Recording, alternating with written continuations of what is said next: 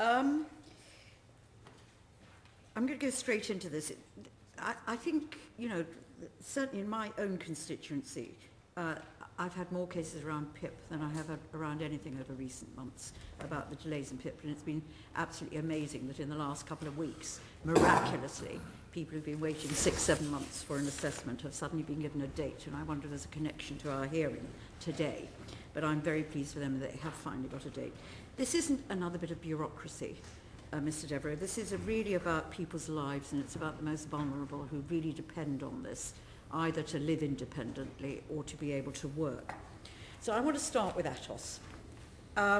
I've seen the tender document that you submitted, particularly for Lot 3, which is London, the south of England. And what you, in that tender document, you committed, you said that you would deliver the PIP service through an extensive estates network with 56 NHS, 25 private hospitals and 653 physiotherapy practices. You said that, didn't you? We did say that we said that we'd have access to those. Pardon? We said we'd have access to those sites, yes. You said more than you'd have access. You committed. You said, I mean, I can read, do you want me to read you from the actual thing? You said, our supply, which, you said these can be, let me just take probably, let me go to the one that is the, probably, I mean, the document, I'm afraid, is absolutely chock-a-block full of your commitment. We can deliver the PIP service through an extensive estates network comprising 56 NHS, 25 private hospitals, 653 physiotherapy practices. You then went on to name a whole lot of NHS trusts who had agreed to, where you said we have agreements in place whereby the contract, well, we have agreements in place. You talk about agreements actually in place. And you named NHS trusts. Now, did you have agreements in place with them? Did you have agreements in place with them? So at the point of the tender document, I think we've been very open. I think you're going to have to speak up. Oh, sorry. At the point of when we did the tender document, I think we've been very clear that what we actually were doing at the point was talking about bidding for all 4 lots. Pardon? At the point of doing the tender document, we were actually bidding for all 4 lots. As you know, we ended up winning Lot 1 and Lot 3. I'm just interested, I'm looking at Lot 3, yeah, which happens to impact on quite a number of people sitting around this table, where you specifically stated that you had these sites, you had agreements in place. I'm taking first the NHS hospitals. Did you have, I'm asking you a very simple question, did you have agreements in place with the NHS hospitals that you said you did? So at the point of time of writing that tender document, we couldn't have agreements in place with them because we hadn't signed a contract with the department. Document 4, Part 5, page 72 to 73 of your tender document says, we have agreements in place whereby contractual commitments of a failing partner can be picked up by another. Are you saying that that tender document was incorrect? No, absolutely not. I know there's been accusations that we lied in the tender document. We didn't lie in the tender document. What we set out in that tender document was what we were talking to the trusts about at the time. I think you're going to have to speak up. Hang on, can I just be clear? Sorry. The reason I interrupted the Chair just then was because your last sentence was to say we couldn't at that point have agreements in place. My point is that your tender document said we have agreements in place. You just said a moment ago, we couldn't have had agreements in place. I'm just trying to figure out which of the two is true. The sentence you uttered just now, or the sentence in your tender document, because they can't both be true, can they? So what we had... They can't both be true, can they? No, absolutely. The way you've described it, they can't both be true. What we did have in place with those trusts and with those suppliers that we were talking to at that point in time was an agreement to say that we were working with them. Other than, we did make a mistake. We drafted that tender document within a 3-week period. It was a very short procurement. We did have agreements with them to say that we could name them in the tender document, and once we knew what the scope of our contract would be, we would then put those contracts in place. We were very open with the department about exactly Can I just quote to you out of your own tender document, page 9, each partner has contractually agreed, that's what you said in the tender document, to providing accommodation to the required specification. Was that true or was that not true? Just say yes or no. You said in the document each partner has contractually agreed to providing accommodation to the required specification. So what we'd been able to do at that point... Was it true or not true? It was true that we'd agreed with them the specification. No, contractually agreed to providing accommodation. At that point in time, yeah, and our suppliers are providing accommodation to us. Pardon? That our suppliers are providing accommodation that there would be 740 assessment sites across London and the south east of England, and in fact there were 96. We've got 96 now. What we talked about at that point was we would have access to 750. No, you contractually... We took on... Well, let me take you through them. Gloucester Hospital NHS Trust, one of the people that you said you had a contractual agreement. You said in your document, this is in your tender document, you said you had a contractual agreement.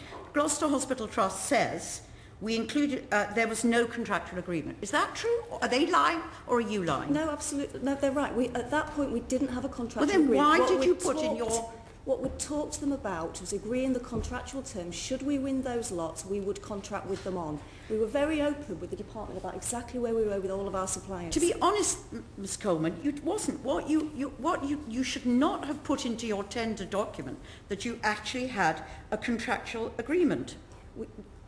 Did you write to the trust? Is it true that you wrote to the trust and apologised for naming them? We wrote to one of them we incorrectly named, and we wrote to them and apologised. Well, we'd actually contacted all of the trusts that we named and got their agreement. Unfortunately, we did name Cambridge. To be honest, that is, that's just not true. I have to tell you that is not true. I mean, I've seen things hinging. Let me take them through. Gloucester Hospital, I've done. Gloucester, I've done. North Essex Partnership Trust said the trust did not give explicit permission to be named in the tender document. Did you name them? Yes, you did. Mid-Essex Health Trust provided emails that showed their negotiations ended before the tender was submitted to DWP. You named them. Ipswich said the trust did not enter into any agreement in principle to deliver PIP assessments. Any agreement to... Now, that is trusts stating publicly in the answer to FOIs, that's how all this information came out, that you did not have agreement, yet you named them in this document. And I could go on. Norfolk, should we do Oxford University Hospital Trust,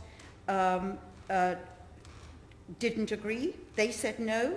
Norfolk and yours, Richard, didn't agree. Norfolk and Norwich didn't agree. In fact, only 4 out of all those you named agreed. You misled people. You misled in the contract document. You misled the state. You misled DWP as to where you were on getting contractual agreements to be able to run the contract. You misled people, didn't you, Ms. Goldman? No, I disagree. What I'm happy to do outside of here is share with you the documentation. No, I want to share it in here in public because I think one of our great concerns as a committee is always this issue about how we sign up to these contracts and how we then and how the public then gets duped and doesn't get value for money. Do you want me to quote to you all the times within this tender document where you said agreed? I'm more, Okay, I'll go through it, just because I'm not having this nonsense being talked. The estate required for all 4 lots has already been identified and in virtually all cases ready to use now. You said that, didn't you? Yes. Was that true? Yes. No, it wasn't. How could it have been true? Where we contracted with their providers, they were either in the process of putting that accommodation in place or that accommodation was already available. That was one of the things that we wanted to do, was look about how can we deliver this service in a different way and add value by using existing NHS accommodation that wasn't delivering value to those trusts. So that's one of the advantages of what we've actually put in place. But you hadn't got agreements. You were claiming in your tender documents that you were ready to go with however many 700 odd locations, which would have been close to people where people had to go. You hadn't got those agreements. You hadn't. No, so at the point of a tender document, we couldn't sign agreements because we didn't have a contract. Pardon? So we could not sign a contractual agreement. Well, then you shouldn't have committed. You shouldn't have said that these were ready to go, that you had contractual agreements. You used the term in the tender document that you had a contractual agreement with trusts, who have since said they were you've only managed to work with a quarter of the trusts you named in the document. A quarter. You know, if it had been one or two falling out, I think I could have accepted your argument. But only a quarter have actually agreed to be there. We've got sufficient, we had sufficient coverage with the, if we'd have all used 750 sites, that would have meant that each of those sites would be doing about 3 assessments per week. The coverage that we've got right now gives us the sites that we need. It means people are travelling less than 45 minutes in 40% of cases, based on our latest At the point in time we did not need of going live, we did not need 750 sites. It's about 40 of the people travelling. The analysis we've done so far, and we're doing some more, it's actually around 45% are travelling less than around 45 minutes. Then it's about another 20% are travelling less than 60 minutes. Did you fill in the subcontractor declaration that DWP required of you? I believe so, yes. We would have done. Well, what do you mean you believe so? But if you'd had that declaration, each of your subcontractors would have had to sign up to say they were going to deliver the service. And I go back to it. Only a quarter of the NHS trusts have signed up. None of the 2 private providers, private hospitals that you mentioned in the tender document, they haven't signed up either, have they? So it's not unusual that between the point when we're doing a tender, which was it's usual to lie in a tender, is it, Ms. Coleman? Absolutely not. No. Well, let's go through. I mean, so how can you say you've got a contractual agreement when you haven't? No, what we said is that what we had is... You said you had a contractual agreement. You can't say something different today to what you said in your tender document.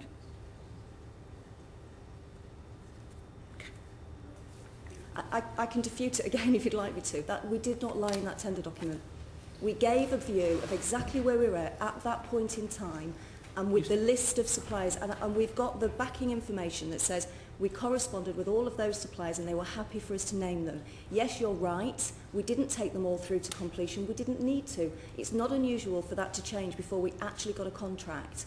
We didn't contract for all 4 lots, we contracted for lot 1 and lot 3. We had the people in place that we needed when we started. Seems to me you've been playing fast and loose with the truth here. But can I just come back to this point you were making about distance to attend?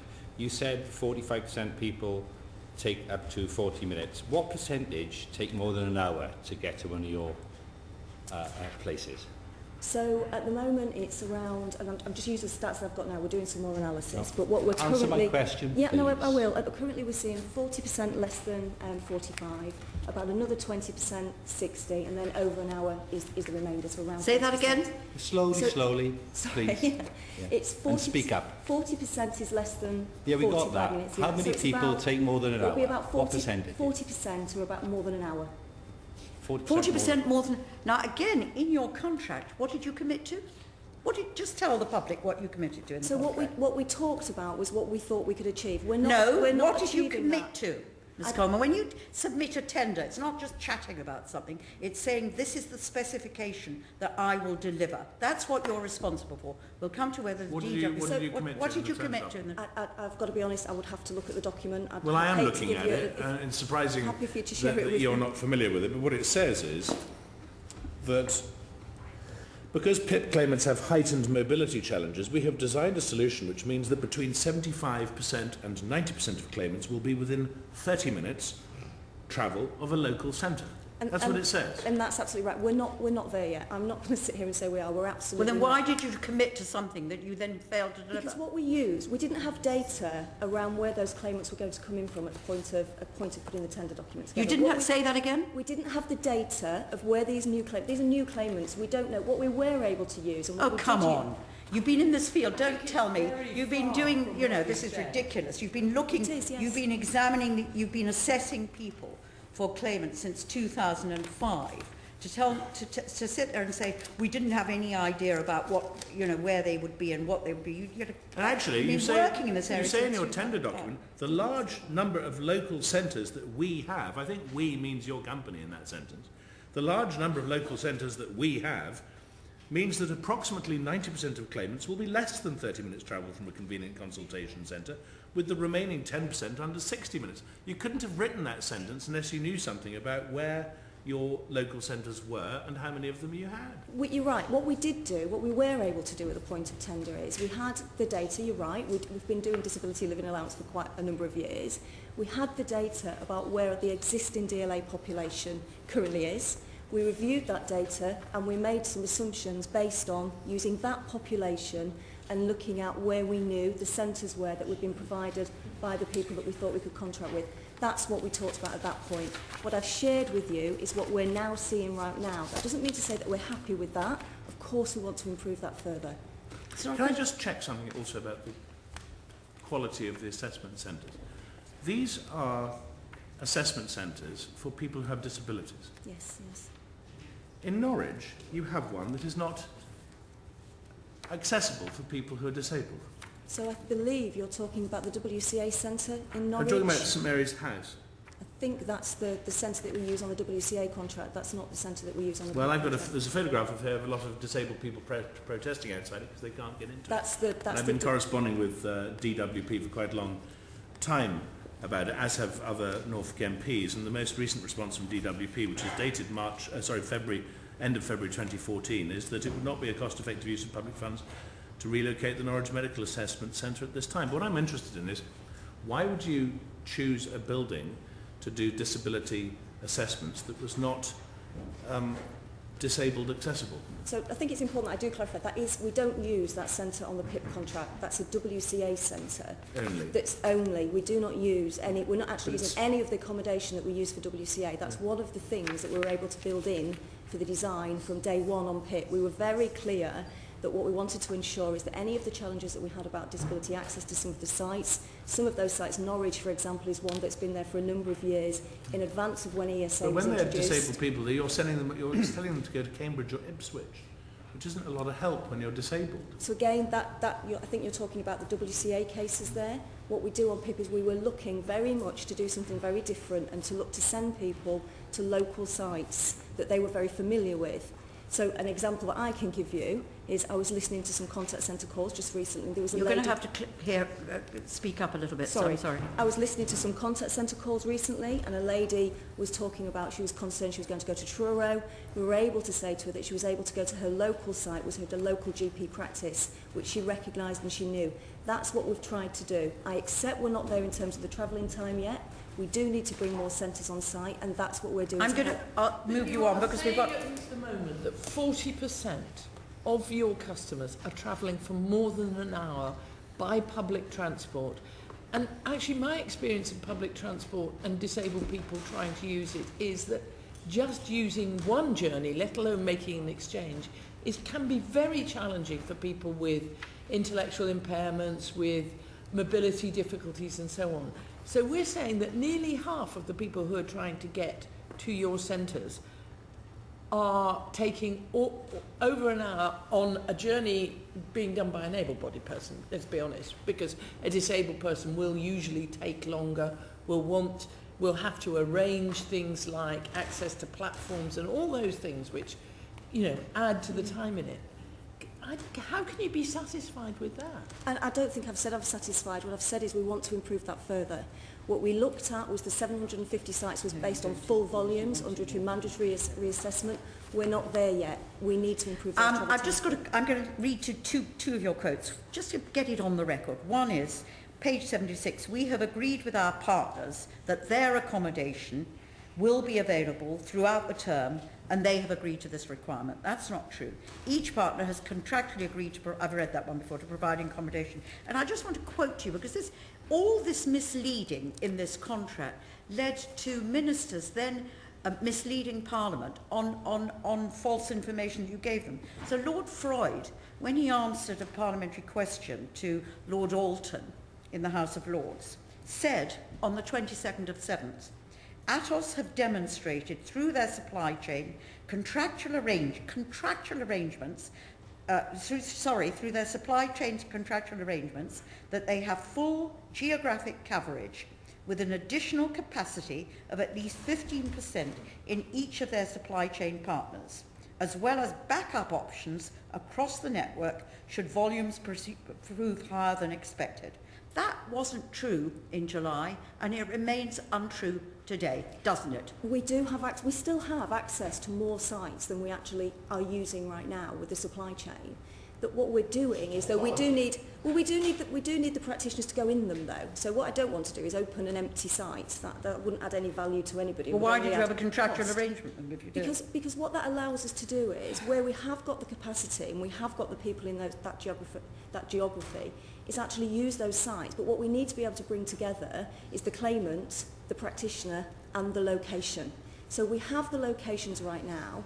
The assessments are taking us a lot longer, so that means we're not able to optimise them because we haven't got as many practitioners as would live. I'm going to ask you one more set of questions, which is around the assessment. The assessment is taking a ridiculously long time. In my own constituency, I had 2 cases of terminally ill people with cancer, where, if I can find the papers, miraculously, literally last week, they finally got appointments for assessments. They've been waiting, I think, 6 or 7 months for them. I'll come back to them later on. But when you put forward your tender document, when you committed contractually with DWP, you said you had enough health professional staff, didn't you? Yes. Based on what we understood the assessment. Have you? Right now, based on the assessment durations and the volume of assessments that are coming through to us that we can't deal with in advance of a face-to-face assessment, right now, no, we don't. That's one of the things that we're trying to improve. The assessments are taking twice as long as we expected. We didn't know that was going to happen. So why? And we're seeing 20% more people going through to face-to-face assessment than we expected or understood at the time of the tender as well. So why did you put into your your document again, in Lot 3, which is the one that lots of us are concerned about, in Lot 3, our solution reduces the recruitment effort to 63 direct health professional recruits.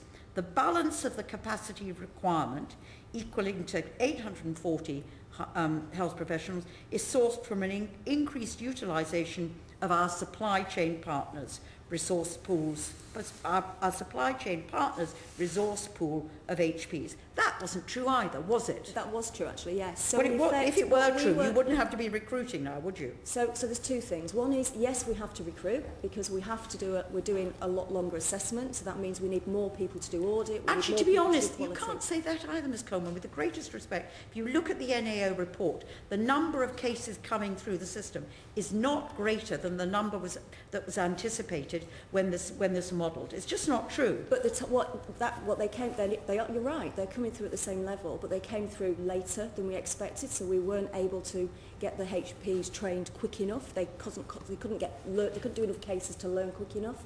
And what we're now seeing is the actual assessment. They came through later, but you still didn't have people trained quickly enough. What we weren't able to do. So there's 3 factors really. One is the assessments themselves are taking twice as long as we expected. We expected them to take just over an hour. They're taking 2 hours, and there's 2 factors involved in that. One is the actual face-to-face part of the assessment themselves, and then is the making sure that we write the reports up to the right quality standard. The second part of that is we're seeing, of the cases that are coming through, we expected that around 25% of those would actually be dealt with at the front end of the process, so through a paper-based review. What we're actually seeing is that around 96-97% are having to go to face-to-face assessment, so that takes longer. 4 times as many people. Actually, is that because the evidence... In effect, if you wanted to do it the other way around, it would mean the same thing. We need double the capacity we expected because everything's taking twice as long and there's more of them to do. I was just wondering if that was because of the issue which was raised by our earlier witnesses about evidence from previous DLA assessments not being used in this process. Evidence is certainly a contributing factor. One of the things that we saw when we did the controlled go live, and if I may, I would like to come back to the terminally ill piece because we are actually processing people under terminally ill cases and the special rule cases. We've ring-fenced people. You're not. So we're doing my 2 cases, if I can find them on my documents, are both terminally ill with cancer. I'm happy to take those offline, but don't take them offline, but don't make a statement to the committee that I know to be untrue from my constituency caseload. We are processing 98% of cases for terminally ill within the 2-day requirement that we've got. Well, hang on a minute. I'll take the 2 Barking and Dagenham cases. This is just a nonsense. It really makes me so cross because these are, this is my original point. These are really people in terrible, terrible need. One woman was diagnosed with ovarian cancer in June 2013. She's having chemotherapy, and she's also got a debilitating brain condition. She applied for PIP in August 2013, 7 months ago. Miraculously, last week, she gets a date for a medical assessment in Atos for the 28th of March. Another case is another woman with bowel cancer in April 2012, which has spread. She applied for PIP in September 2013, hasn't heard anything, and then miraculously last week, she is given a medical assessment appointment on the 1st of the 4th. That's a 7-month wait. So to sit there and to tell us in 98%, when this is just one constituency MP, I've got I've got other cases, but those are the two ones that should have been on your fast track system. To say that you're doing 98%, I just don't believe. I will absolutely look into those cases. Don't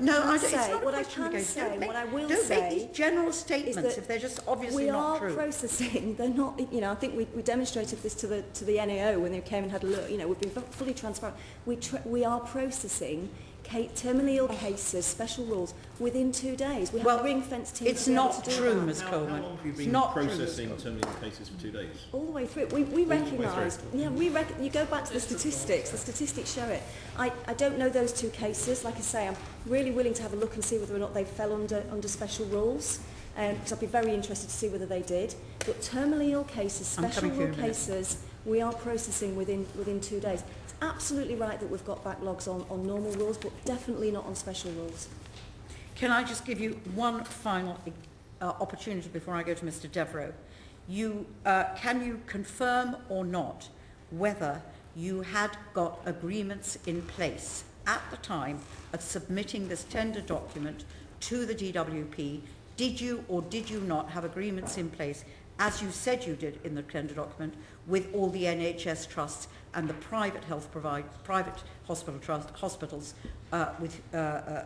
to deliver services? Did you have contractual agreements in place? We did not have signed contracts at that point, no. We couldn't, because we didn't have a signed contract with the department. We had agreements in place about the scope of services that they would deliver, and we had agreements in place about what that would look like. I would just say to you, Ms. Coleman, we didn't need all of them. Not misleading the committee is very serious. I'm not misleading the committee. We did not need all of them. When it came to contracting, a number of things changed between the point when we put the tender document and the point when we contracted. You only, in the end, have got agreements with 4 out of the 16 NHS trusts that you claimed in this document. You had agreements in place. You have not got an agreement with the 2 private health hospitals.